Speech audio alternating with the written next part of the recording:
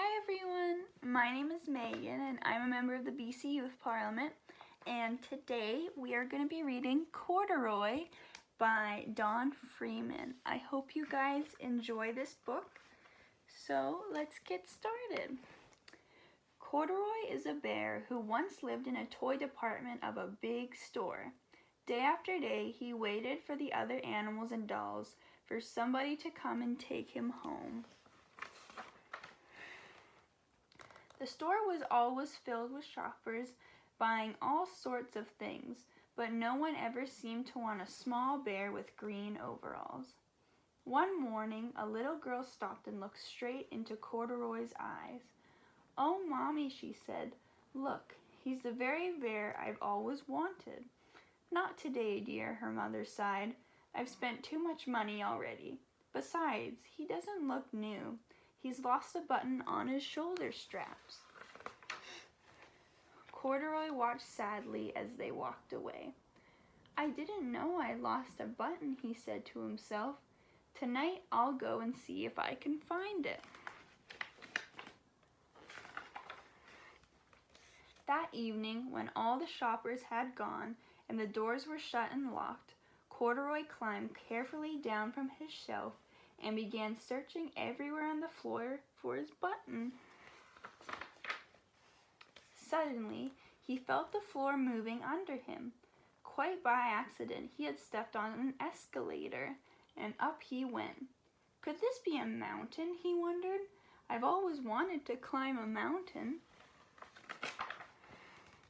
He stepped off the escalator as it reached the next floor, and there, before his eyes, was the most amazing sight. Tables and chairs and lamps and sofas and rows of beds. "This must be a palace," Corduroy gasped. I guess I've always wanted to live in a palace." He wandered around admiring the furniture. "This must be a bed," he said.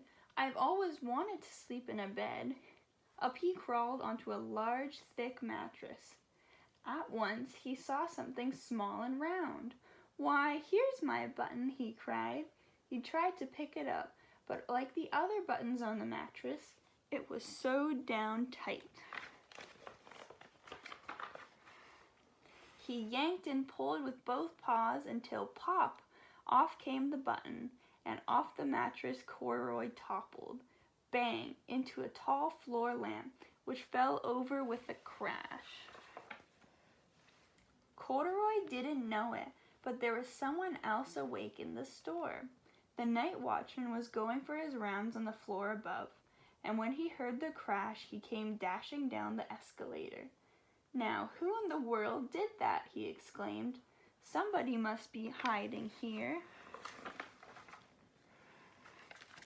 He flashed his light under and over the sofas and beds until he came to the biggest bed of all, and there he saw two fuzzy brown ears sticking up from under the covers. "Hello," he said. "How did you get upstairs?" The watchman tucked Corduroy under his arm and carried him down the escalator and set him on the shelf in the toy department with the other dolls. Corduroy was just waking up when the first customer came into the store in the morning, and there, looking at him with a wide, warm smile, was the same little girl he had seen the day before. "I am Lisa," she said, "and you're going to be my very own bear. Last night I counted what I saved in my piggy bank, and my mother said I could bring you home." "Shall I put him in a box for you?" the saleslady asked. "Oh, no, thank you," Lisa answered, and she carried Corduroy home in her arms. She ran all the 4 flights up of stairs into her family's apartment and straight into her own room. Corduroy blinked.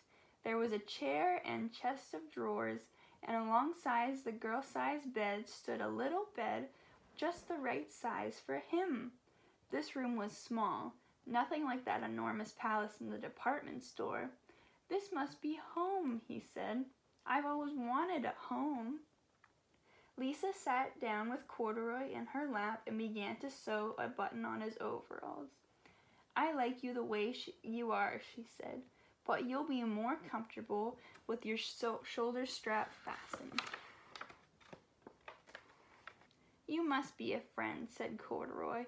"I've always wanted a friend." "Me too," said Lisa, and gave him a big hug. So I hope you guys enjoyed this book. I find it really cute. If you're interested in more things like this, make sure you go to the BCYP YouTube channel. And that's all. I'll see you guys later.